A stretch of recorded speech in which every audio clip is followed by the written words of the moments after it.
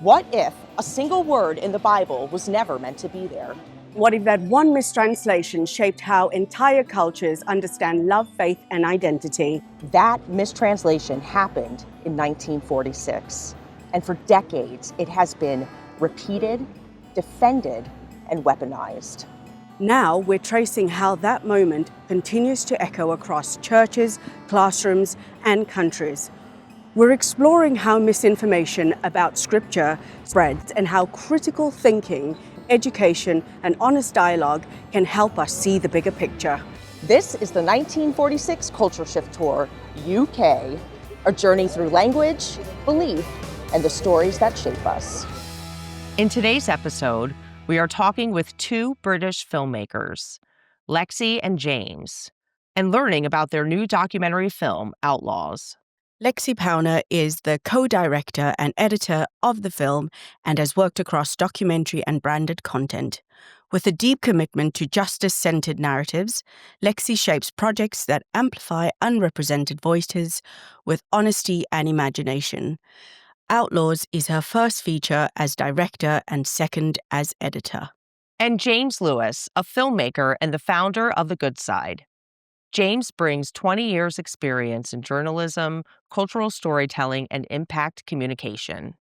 He leads a team creating documentaries, campaign films, and branded content that blends cinematic craft with editorial depth.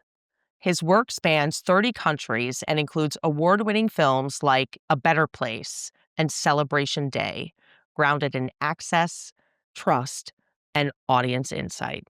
Together, they created Outlaws, a feature documentary following a powerful collective of queer human rights activists, including Namibian advocate Friedel, Sri Lankan activist Rosanna, and Barbadian trans activist Raven, as they challenge the colonial-era laws that criminalize same-sex love in their countries. As threats, stigma, and political pressure intensify, each activist becomes a beacon of hope within their community, fighting for freedom, dignity, and safety. So join us now on this exciting episode. Welcome, James and Lexi. Thank you so much for being here. Hey, thank you. Yeah, thanks so much. Josie, why don't you mention how we all know each other? Welcome, James and Lexi, to 1946, the Culture Shift Tour.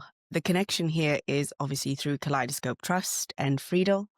In the summer, we had an event that Kaleidoscope Trust was hosting. Kaleidoscope Trust, for those who don't know, is a human rights charity based here in the UK. And they work mostly with the Commonwealth, but also internationally. And they do some incredible work. I was a board member with Kaleidoscope Trust for some time and have recently stepped down to join UK Black Pride. But the connection there was with some of the activists. And then meeting yourself, James, at the event, and then the introduction to Rocky. And the crazy thing about it all was Friedel had already known about like 1946. And so everybody was just like, oh my goodness, this is like fate or destiny, whatever you want to call it. And so, yeah, I watched Outlaws last night. You know, being someone from the diaspora myself, though that information obviously impacts me, although I've been in the UK for more than I lived on the continent of Africa, you know, those things still impact me as a person because Africa is always going to be home to me. And so watching Friedel's story was just, and obviously the other activists like Rosanna and Raven and so on, you know, really resonated with me, and seeing how incredibly brave they were. So I just wanted to sort of like get right into it with both of you and just say commend you both for doing such a fantastic job on Outlaws. Like genuinely, I was in tears last night and I was like, oh my God, this is like a lot. Just to say, you know, really well done. You captured their stories amazingly. And I hope that resonates with the audience when everybody starts to see this. But yeah, let's get into, you know, what motivated you both to do this, to do Outlaws, and kind of give us a bit of an overview of how it all started for you. Well, thank you for your lovely, kind words. That really, really, really does mean a huge amount to us. I speak for both of us, I'm sure about that. Thank you. Yeah, so Outlaws came about because, well, I've been working with a charity called the Human Dignity Trust for a long time now, telling stories around the impact of colonial era laws that affect LGBTQIA plus people, but also people who are victims and survivors of sexual violence. There's a whole package of laws there that are really fascinating and need reform across the Commonwealth. But we also do research for the Human Dignity Trust and other charities and non-profits around attitudes towards homosexuality. So this topic is in my blood. The business I run is with my husband. So obviously we're gay men who are obsessed with anything to do with LGBT plus issues. Yeah, and I've been telling these stories, doing all this research, and I've always thought there's a really interesting feature in this because the history is fascinating, and the people who bring the cases against their governments to challenge the criminalization of homosexuality, they do so by saying that the law is unconstitutional. They become lightning rods really for the homophobia, transphobia in their communities. And they're incredibly inspiring, such gorgeous people. And a lot of people haven't heard of them. They're really civil rights heroes. And so I was always just keeping my ear out for an opportunity where a feature might be possible. And so that kind of transpired about 2.5 years ago, that all of the activists, well, a whole bunch of activist litigants were coming over to the UK. And there was that moment where it was like, oh, am I going to do this? Am I going to do this crazy thing, like make this film? And I thought, yes. And I had 3 months until they arrived. So 3 months to write, produce and prepare the film while also running a business. And I thought, I need a partner in crime. I need someone who is talented and stupid enough to take this on with me. And so enter Lexi. Hi, I'm the talented, stupid one. So I guess for me, I mean, James kind of, like he says, called me up with a few months to go. They're all coming over. This is what I want to do. Don't have any money, but which sort of doesn't sound like the most exciting prospect. But to me, it was like, this is an opportunity to make like the most incredible film on a plate for you, ready to go. And I was like, I mean, who can say no to that? We work really well together because we're quite different in the way we work. Like James comes with all this knowledge, and he's a total history buff. He knows everything about the history of this stuff. I didn't know anything. He's also like a current affairs and culture buff. He knows everything that's going on at the moment. I'm always like, wait, who's that? And so I think it was nice for me to be able to bring that kind of, we work well together in the sense that he knows all about the detail, and then I kind of focus a bit more on like the emotion and the kind of humanity behind the detail. And I think, yeah, so that's kind of how it started. And as a filmmaker, we understand the expression "stupid." When I'm like, you have to be a little crazy to make a film like this, and it takes a special person. So maybe that's a better way to say it. But I'm so grateful that y'all are brave enough to step out and make these kinds of films, because it's so important. And so, yeah, thanks for taking that step. Same Yeah, to you. yeah, exactly. And also, Right, I don't know about you, but the thing is that once you decide to do it, I think maybe you don't quite realize that once you're on, you can't get off Right. anyway, Exactly. like a runaway Exactly. train. Right. Yeah. And no, and people are like, oh, you should make another movie, 1946. And people tell me that all the time. I'm like, do you even understand what you're asking? Like, so it's either time or money, and you usually don't have either. And so you need to be prepared for the long haul. It's definitely not a sprint, it is a marathon. It's incredible to see that you made your film, and now now you're doing this podcast series, and it's kind of almost become this life's work. And I think back when James 2.5 years ago said, let's do this thing in a couple of months, I thought, great, yeah, and then in a year it'll be done. But already it's like a life's work, and I can kind of see it having more and more, there's longevity there. the impact work, it becomes your baby. I mean, just similar to my story, I don't know if you guys know, but like when I first saw 1946, it was pandemic time where we didn't have anything to do with, life completely stopped. And I saw the post for 1946. It hadn't been made then. Mary Lambert had posted just this thing about, did you know the word homosexuality was not in the Bible? And I was like, so for me, that's where my journey started with Rocky. And because I'd been impacted by, Christianity or religion in my own life as growing up as a queer person, I reached out to her, and sort of that's how it started for me. And I never ever thought that I'd be sitting here doing a podcast or even being an associate producer on the film at all. So it's just been like this mission of activism and being a queer person and really wanting to amplify voices of people who have been, you know, done wrong in their life because of who they are, and just wanting to live free and love who they want to love. So we sort of find ourselves here in this pool of activism, sort of unknowingly, but also knowingly, because we want to change things. And one of the things that I picked up from the film, going back to Outlaws, was around the fact that, I don't know, maybe if I haven't fully absorbed the fact that like buggery laws like still dominate so much of the Commonwealth and other countries, where the legacy of colonialism still exists and is still like plaguing us to this very day. And I didn't know if you want to maybe talk a little bit about that, about the process of all of this. I know Lexi was saying, James, you're a bit of a history buff, and there's a sort of a clip of Friedel in I think it was the archives, and sort of like looking at this document that has obviously hugely impacted him as a Black queer man in Namibia.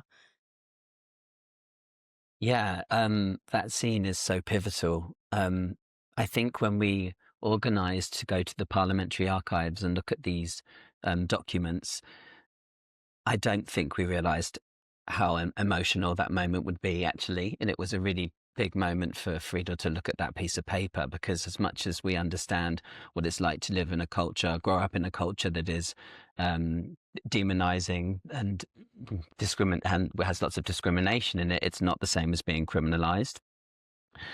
And that law, that buggery law from 1533, is where it all begins, really, particularly from a British point of view. It's the first time the state criminalizes homosexuality. And and those laws, they have been disseminated across the world by the British and other colonial empires as well. But obviously, from our point of view as British people, that was the lens that we came at this with. And so now 65 countries criminalize homosexuality. More than half of those are Commonwealth countries, because they are colonial laws largely.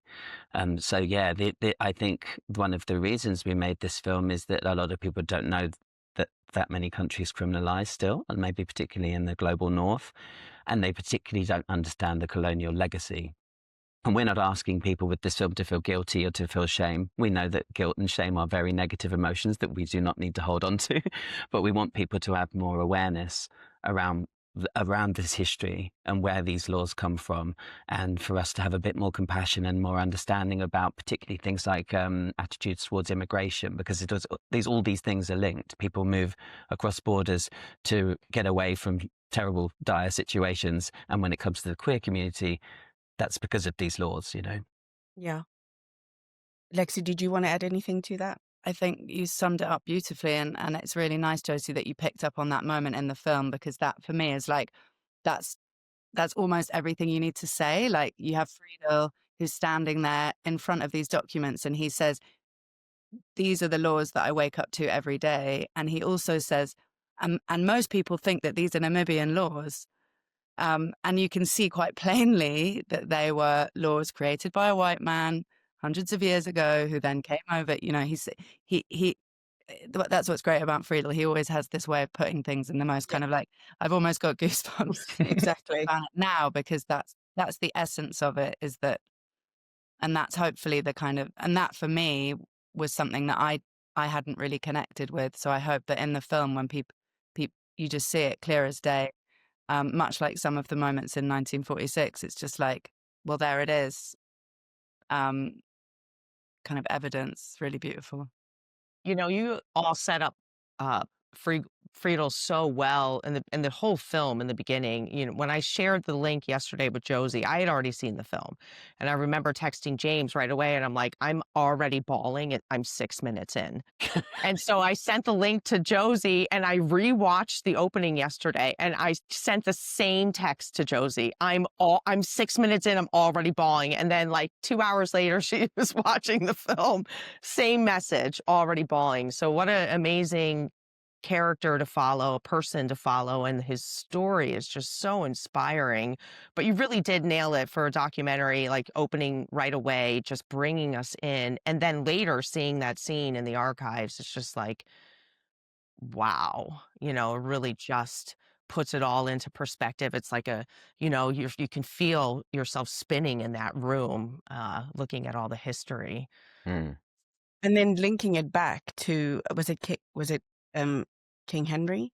Am I wrong? Yes. Henry VIII. Yeah, Henry VIII. Exactly. I mean, what? Henry VIII? Yeah. I didn't know that. And it's like, Yeah. you think Henry VIII is that guy that you learn about at school and the Tudors and stuff, and it's like, oh no, this is having an effect on my community Mhm. now. That was mind-blowing to me personally. Yeah, that's also like one of the reasons that this has always been bugging me as a story to be told. It's just that when I realized that Henry VIII was the architect of these laws, and he's such a huge figure in our history, looms so large in our education systems, in popular culture. The story is always a film made about Henry VIII. And he's such an important figure, and to think that, this man who is kind of weirdly respected, but is actually a horrible, horrible person, almost like the architect of capitalism. Yeah. The man who killed half his wives, he's disgusting. And then suddenly when you think he couldn't be more disgusting, it turns out he is the person that created a huge amount of the mess that our minority group experiences internationally. It's mind-boggling. And we're still sitting here allowing that to continue in ways, because you would be like, why are we still following this? Why do we still allow this? Why is this still featuring in now modern society? And if you connect the dots as well, I think, if you're linking what was going on then, and I think that was nicely sort of, you uncovered some of what was happening around that time and why these laws came to pass. The same thing with when we had a discussion with 1946, we were like, what was happening around that time in America, in the world? Why were they, it was like this whole protection of the nuclear family and, all the, the different links, capitalism, protecting this, and so on. And you can always, it's important, I think, for people to connect these dots. And I think in a way you weren't telling people what they need to think. You were giving them the information and allowing them to make up their own conclusions, which I thought was touched on very beautifully. And also, I also want to talk a little bit about some of the other characters that you had there, which was Rosanna. I have actually met Rosanna before, so I was really pleased to see her featuring. She is incredible. She is an incredible human being. And I know some of the work that she's done, putting her life in danger as well for the activism and amazing work she's done in Sri Lanka. And also Raven. I haven't met Raven before, but it was also great to see a trans person being featured. Do you want to talk a little bit more about them and sort of why you decided to also feature their stories? Yeah, I'd love to. I mean, I love them all so much. They're such incredible people. It was really important when we were thinking about who was going to be featured prominently in this story. There's like a whole bunch of people litigating all around the world. So we interviewed a bunch of them. A lot of them I'd already met before over the years. And so really the most important thing for us to have was to have a global spread so that people all around the world could see themselves in the film, and also a spread of identities for the same reason. So we have a lesbian from South Asia, we have a gay man from Africa, and a trans woman from the Caribbean. And so you have this beautiful spread of people where we can access different topics around LGBTQIA plus lives, their lived experience specifically. We have a lot in common. That's why we are a minority group that exists together as a unified force. But we also have different ways of navigating the world and different ways in which policy and culture affects us. So it's really important that we could have all of that there. And then obviously that cultural difference as well is really important too. So we were really lucky. They're all amazing. All of the activist litigants are amazing people. So it was just like a kind of gift, really. The whole thing is just a big gift. The gift that keeps on giving. Yeah, and they take such risks, such huge risks. They massively downplay that risk all of the time. I think they have become kind of, in some ways, quite used to it, which is horrible and intolerable. And they have incredible sense of humor, and they're all hugely wise as a result of their experiences. They're wonderful people. That's really great to hear. And I didn't, Lexi, did you want to say anything? I don't want to. No, I think that sums it up nicely. Yeah. Sorry. Yeah, that's great. And also, I think there was a feature with Friedel sitting with some, I think they were refugees, pardon me if that's incorrect, where they were sitting in London discussing the process, the sort of dehumanization of people coming and seeking asylum here in the UK based on their sexuality. You know, obviously, we know the laws in places like Uganda and Ghana and so on, where people are killed on a daily basis just for being gay.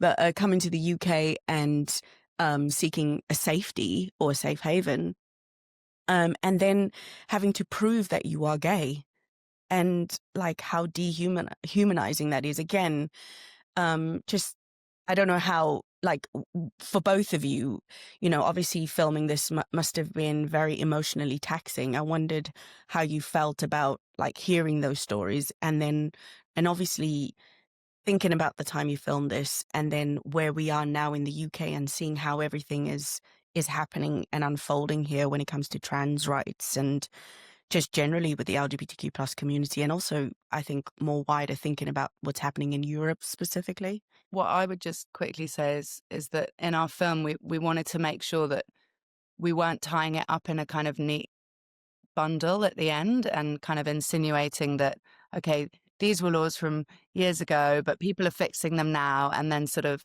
yay, and you can come over to London where everything's fine and pride is pride and everything's great.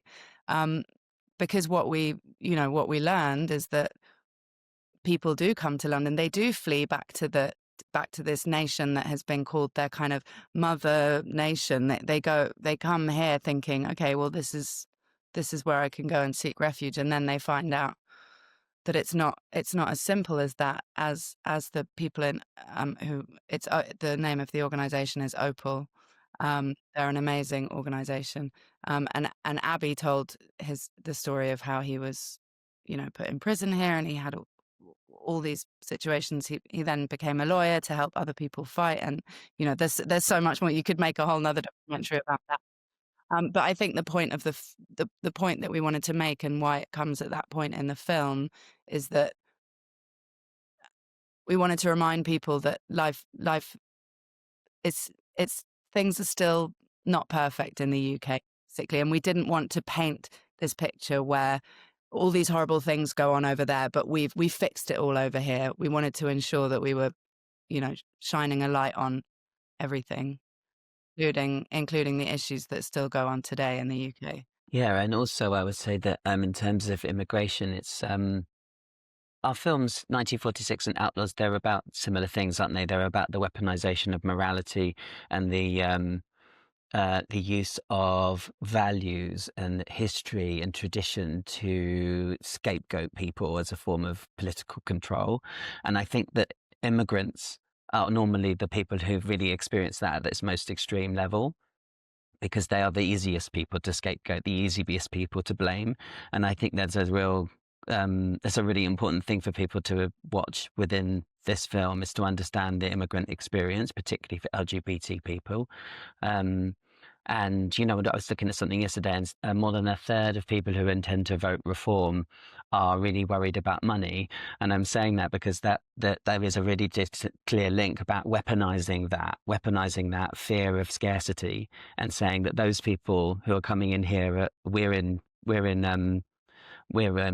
battling for the same scarce resources, which obviously is not the case. It's the people with the most who are battling us for resources. And so, yeah, the immigrant experience just seems like one of the most important parts of this story to me.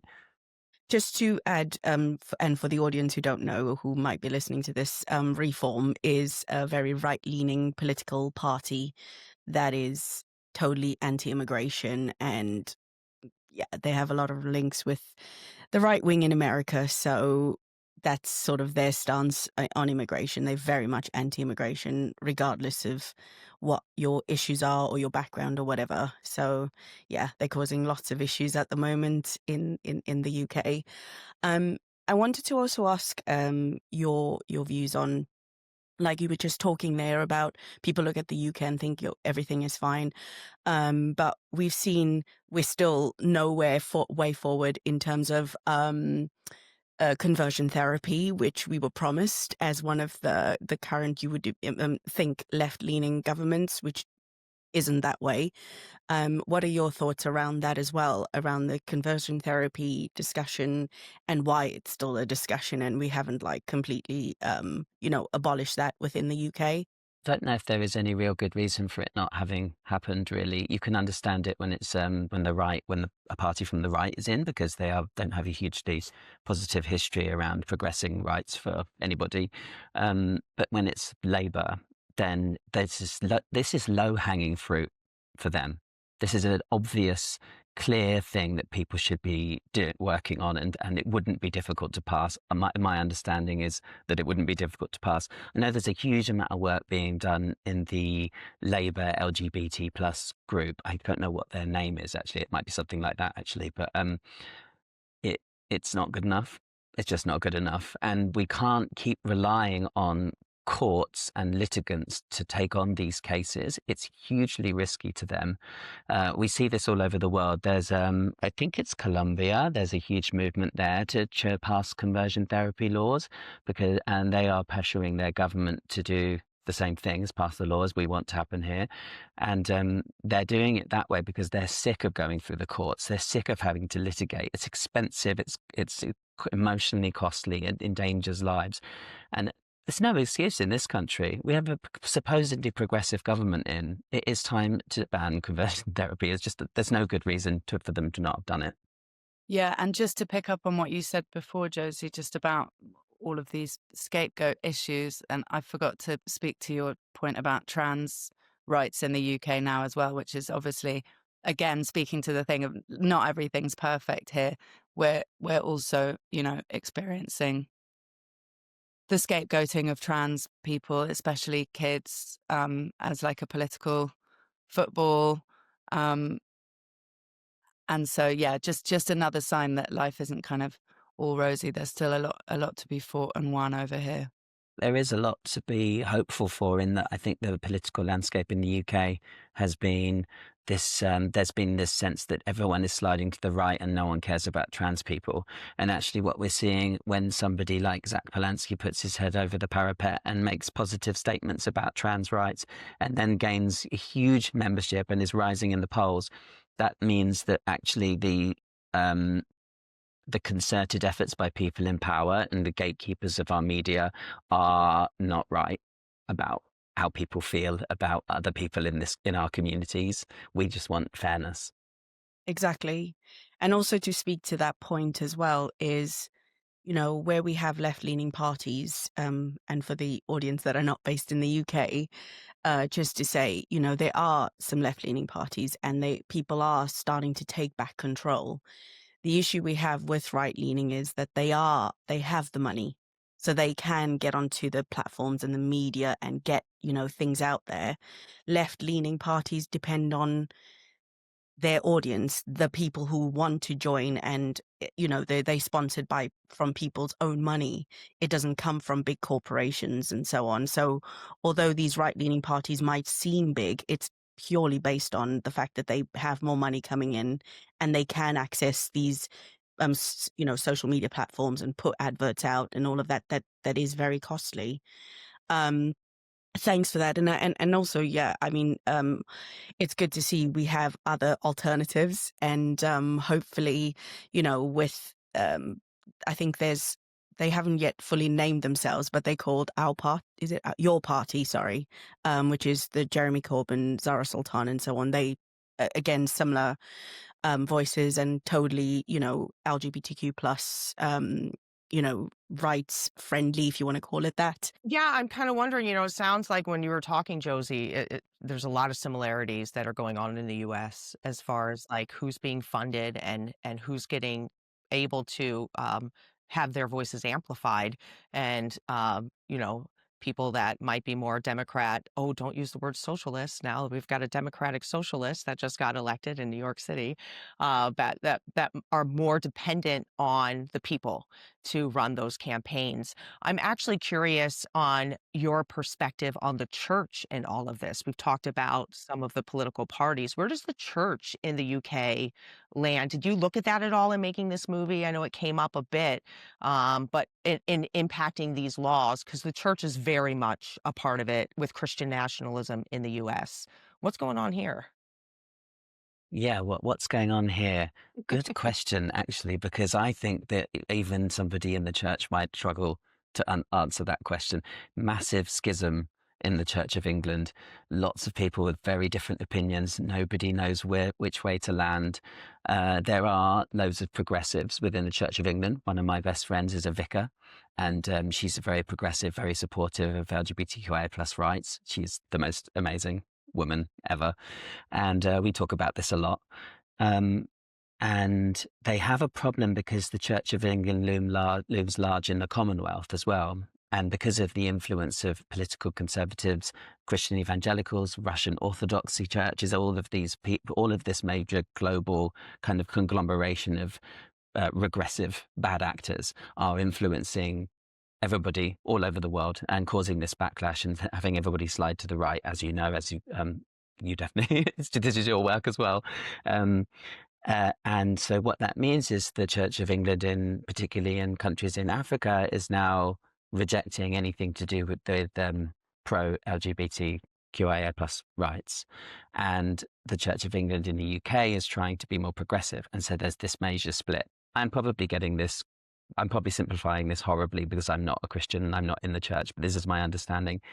However, the Archbishop of Canterbury, who was appointed this year, my understanding is that she's worked very closely around healing this within the Church of England and convening a lot of meetings around progressing this. So appointing her as the Archbishop of Canterbury is quite a good sign, actually, because she is someone who is actually trying to heal this. So maybe that's something we can have some hope over. Just leaning into the Christianity thing, I think Rocky and I spoke about that just before the episode around, I said, for me, it was really refreshing to see Friedel's relationship with his mother. And they did that little prayer before the court situation, because I know she was extremely worried for her son's safety. And I think what was beautiful to see, like her praying over him and him sitting there and receiving it. I really love that relationship that he had with his mom. I'm pretty sure, it took a long time to come to that sort of harmonious space where they could both just, be there for each other. But to me, that was super, healing to sort of, watch them there in that space and her, praying over her son and him also, having that opportunity to be able to be open and receiving those blessings as well. I don't know what your thoughts were about that in that moment. Yeah. Well, I mean, Friedel's relationship with his mother is, again, a whole nother documentary that you could make. It's really beautiful. She was a single parent when he was young, and she was a missionary, so she was a Christian missionary. She's a really religious woman. The day before, and they struggled with their relationship. She kind of disowned him for some years when he first came out, and then they found their way back to each other. And she's really into the Bible, and she must find in the scriptures the answers to everything. She prays on everything. She's really a quintessential religious woman. And what's incredible knowing Friedel and knowing her, and that that scene was the second time we went back for the judgment. And she really, after this long journey of kind of losing each other and then finding each other again. I mean, Friedel talks to his mum every day. When we were in London, he was always on the phone to his mum. When we were at the Pride March, he was calling his mum before, and we were like, "Hi, Magdalena." And then, so her coming for the judgment was really significant for him, and she really wanted to be there. And even the day before, when we had like security briefings to make the plans for Friedel's safety on the day in court, and she was there in the room, and there was a moment where she took over the room and started to explain that she was getting messages from God, and that, you know, everything was going to be okay, and it was all going to be successful, and that she'd been praying on it. So, and Friedel is a really Christian man. He is able to hold those two things, and he is the ultimate example of somebody who is able to hold his Christianity and his queerness and hold them in the same space and say, that's fine. They don't contradict one another. And the fact that his mother, as a Christian missionary in her 80s in Namibia, is able to also come to that conclusion. I mean, that surely should be hope for any other parent who might be. So yeah, I mean, I would love to have put more of that relationship in the documentary. But that moment when they pray together, that's what they're doing all the time. That's what they do in the morning before they wanted to go in and do something. And yeah, it was really special to see that and to see them together. Lexi, I'd love to hear a little bit about your relationship with the cast as far as concerning, I mean, you've talked about the safety and protecting, you know, this was a really big deal for what all of the members did, showing up authentically. What's your process as far as, you know, working with people and getting them comfortable, sharing their stories, or anything that you do in particular? Well, I guess the first thing to say about safety, the sort of safety and security aspect, was like when we were actually there in these heightened moments of like being in court and being in hostile environments. What you don't see in the film is that there's a huge safety and security process that's going on with Friedel and the teams that he works with, the organizations that he has. Amazing, beautiful, fun, awesome people who are putting together security plans. In fact, when I met the head of security, I thought the head of security was going to be this big person, and it was this lovely woman who I was talking to, and I was like, "Oh, Michelle, you're the head of security," you know. Anyway, but yeah, so when we're there, and when we were there for both the hearing and the ruling, it was our film was always playing like second fiddle to that. That's the most important thing. The first time Friedel went to court, we really didn't know. I mean, the worst case scenario was that somebody could come and shoot him outside of the court. We didn't know if there would be the opposition would be there. We didn't know if they'd be there in force. We didn't know anything. So we were very much like letting that happen. For their safety was always of the utmost concern. And then the second time that we went back for the judgment, that was against a backdrop of really extreme hostility. And as Friedel mentions in the film, you know, that there were murders, and his security was really heightened. He had a personal bodyguard. So again, we were kind of just running around, jumping in afterwards to you know, not get in the way of what he needed to do in order to be kept safe. So that's the kind of logistical side of things. And then in terms of the being with them day to day in London and them telling their stories, I mean, the point of this film is to be a collaboration. Like, James and I are not, this is not our gaze, if you will.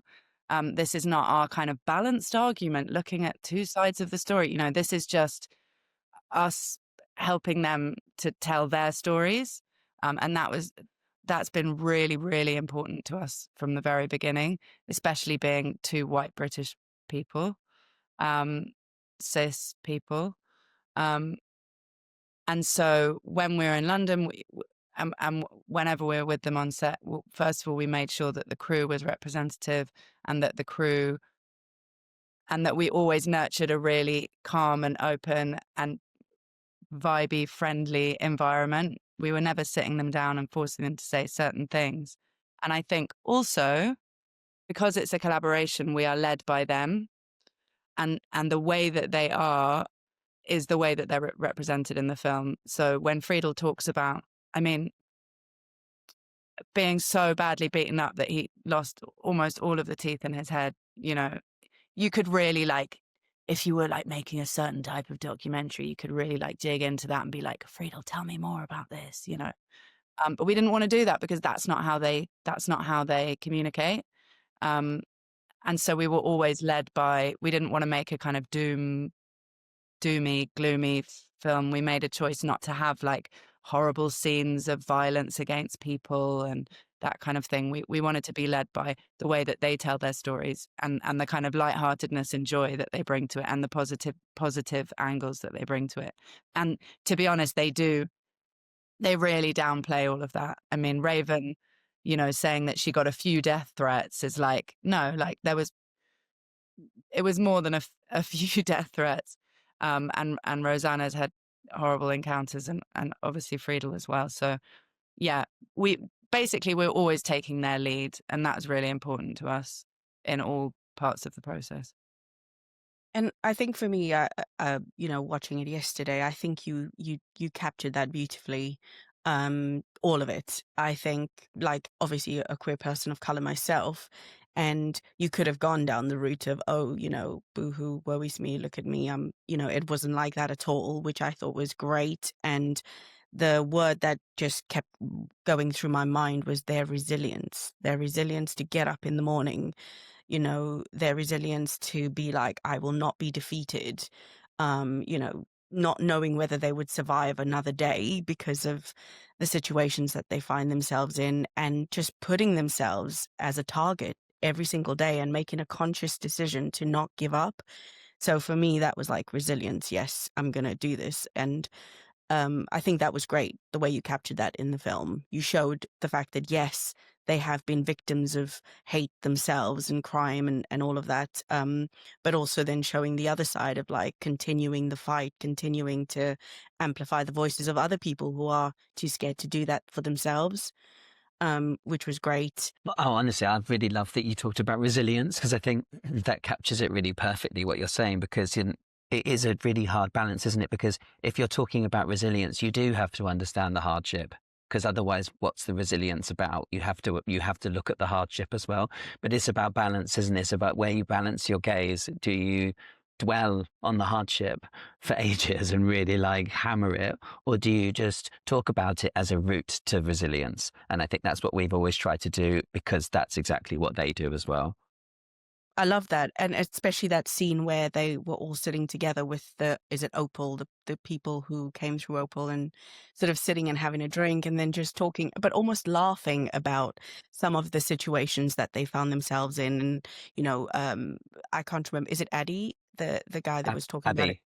Abby, talking about, you know, having been to prison and then being asked, well, how many partners have you had? And sort of making light of those. But that was like, that's awful. But also still being like, okay, we can laugh about that because, do you know what? I still got here in the end, and look at me now helping other people, you know, fight for their cases. And that was great, the way you did that. Well, I was just going to say, that's what we're like, isn't it, as a community? I mean, that's what humans are like. I think that's universal. People can see in that situation, they can see that this is what we do as people. We try to find levity in our difficulties. And when it comes to queer community, that is a very specific flavour, doesn't it? It has a specific experiences and flavour to it that I really hope was captured in that scene, yeah. That was a similarity that we wanted to express in our film as well. And we did that in the credits a lot too, where it's like, okay, the movie's over, but there's a lot of lightness in the movie as well, and adding those moments of levity and humanity and, oh, we can take a breath now, you know, and not making it so heavy. I think that's really important. I would like to know how the 1946 film team audience, how we can help support this film. I know that you all are in the post-production, working on festival stuff right now. You want to tell us a little bit about some of your plans, and then how the 1946 audience might be able to see this film in the future?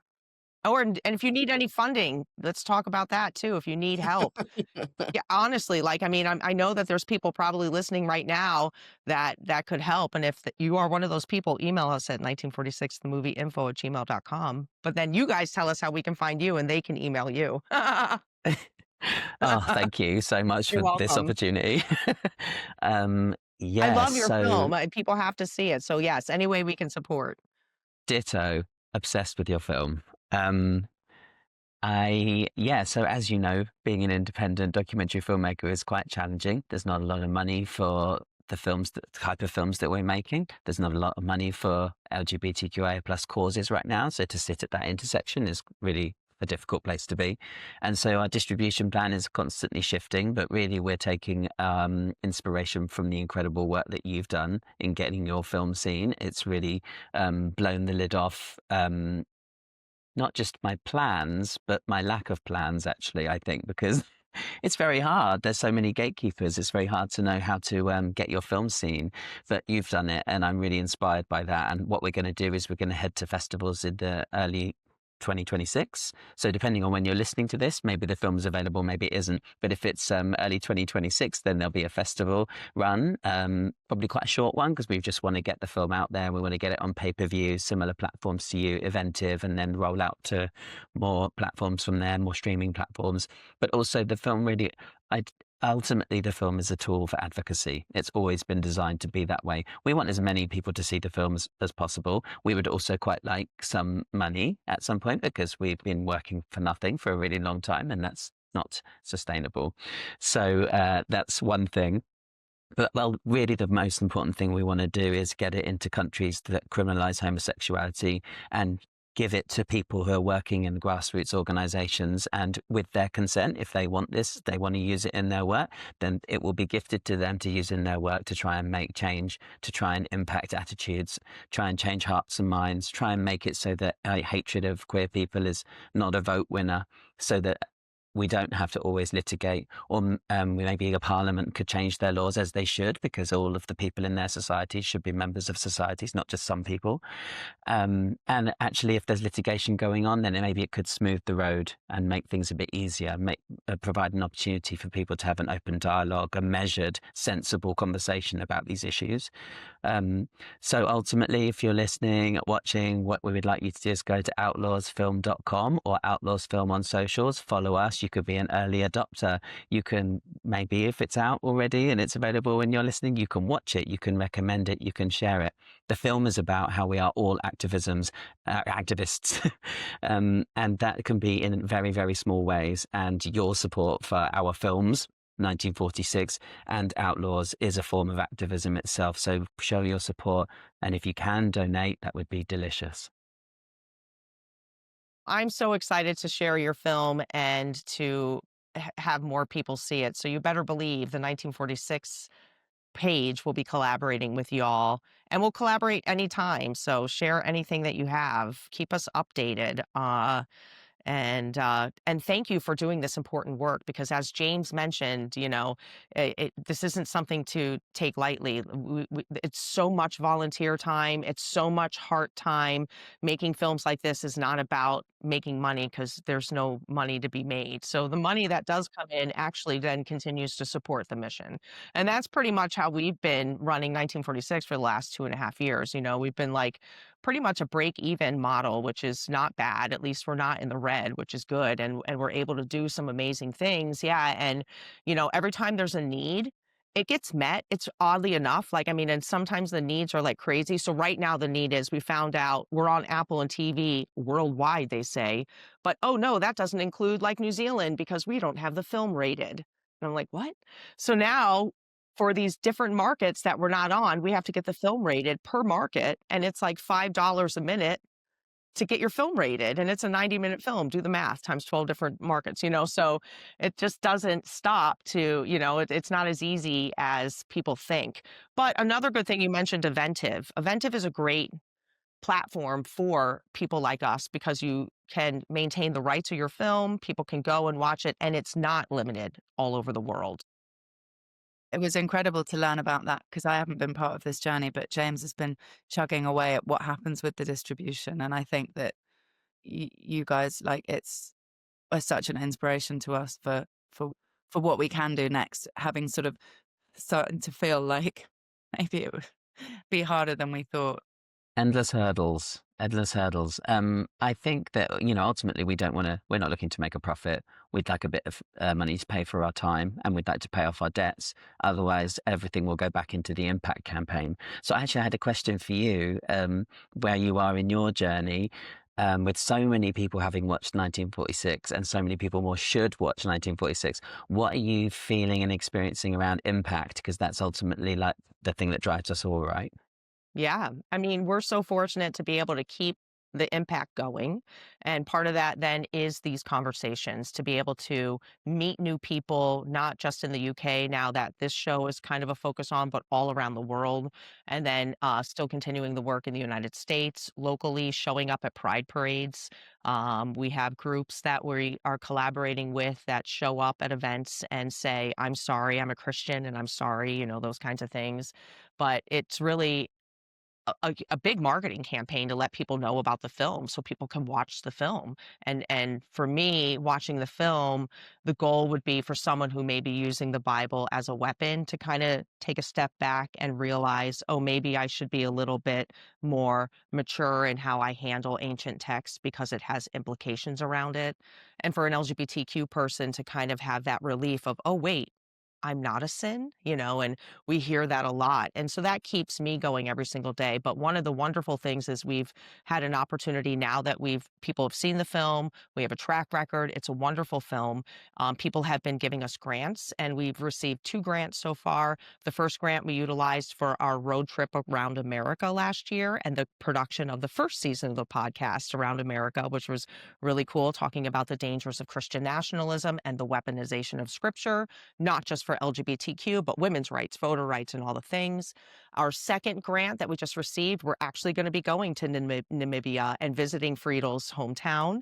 And we've connected with a group there. So we've got a grant to go to 2 countries in Africa, Namibia and South Africa. We had a meeting with a team yesterday going to Johannesburg and working with the education system there, trying to do a conference. And then the other half of the grant will be for us to go back to Asia. We're going to be doing another queer Christian ally conference group in Hong Kong, which is amazing. And then we're going to Korea and Japan. So thank you to everyone who, again, just values and sees the work that we're doing and supports the work. And yeah, then beyond that, James, we're looking to actually raise more money to show up in college towns around the United States and do more work around the world to compete with organizations like Turning Point USA in America, which is pushing out, in our opinion, misinformation and disinformation around the Bible that causes harm in our communities. And so how can we show up and provide free conferences? Let's show your movie too. We can work together and especially when we go to Namibia, let's talk about that. We can, your movie should be out by then. Let's do a screening together. But how do Yes. we make these films available to people that need them? And we need resources to do that. So our goal is to get more resources so we can show up. And we're not asking people to pay us. We've got the money because somebody is supporting us, and we can show up and do the screenings in the towns that need them. Wonderful. The It work never you're doing is so stops. essential. That's incredible. That's like full circle back to what we were saying at the beginning about how it becomes this never ending, it's this whole, it becomes your life purpose. And I think that just goes to, it's the whole thing of like how you can't just turn and walk away. It does become like, I wasn't involved in film or documentary making. It was my dream to do something like that, but I've just been involved in advocacy work, and my day job is working in higher education. So, it's like joining all the dots, the hats, and making these things your life purpose. Because, what else is there to do in this life other than helping those who are in a worse position than you are? And so, yeah, it looks like we're sort of all out here, doing what we can do to help advocate and change the world ultimately, to make sure that that ladder is down there for everybody else that's coming up along this pathway, whether you're Christian or not. We're all fighting for the same thing, and that's to be equal and live with love and respect and dignity. So yeah, no, this has been a really, really great episode. I've loved the discussion. As I said, I thoroughly enjoyed watching Outlaws yesterday.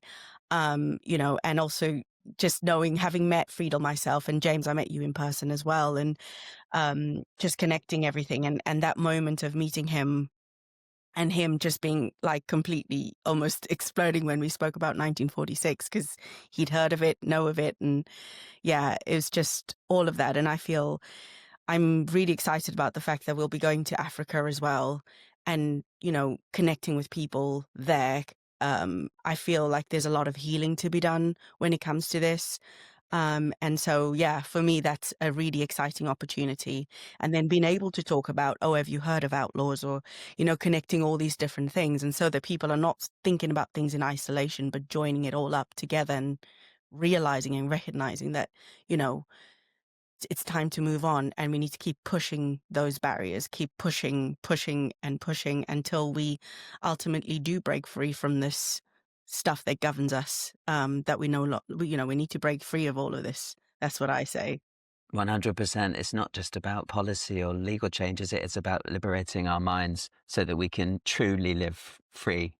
No, I was going to say, I think this has been a really great episode. I'm so grateful for y'all's time to come and share about the amazing work that you have done and it's still continuing to do and will do in the future. And I can't wait for everyone to see the movie. So tell us again where we can find you, and we'll make sure to share it in the show notes. Outlawsfilm.com and Outlaws Film on IG and at some point TikTok. Facebook, I think, is Outlaws Doc. Thank Very you. good. This has been so enjoyable. It's so great to connect with you both because we all have so much in common, and it's just love it. I could talk forever with you. Same. Yeah. Thank you for having us.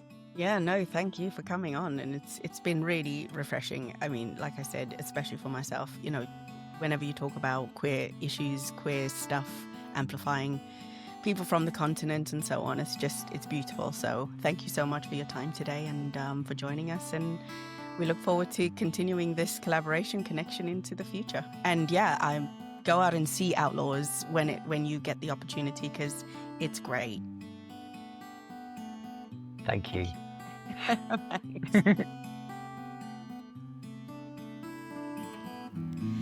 There's a way to escape from this pain. You don't have to fall away. You don't have to learn to stay as you bow